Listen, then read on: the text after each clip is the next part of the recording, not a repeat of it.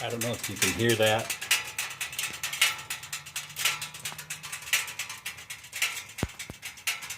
But that's the sound of the motor pickle when you get home after a nice long ride on Christmas Day, December 25th in Connecticut.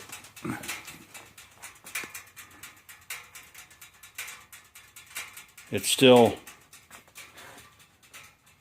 50 plus degrees outside, but I decided it was time to come in.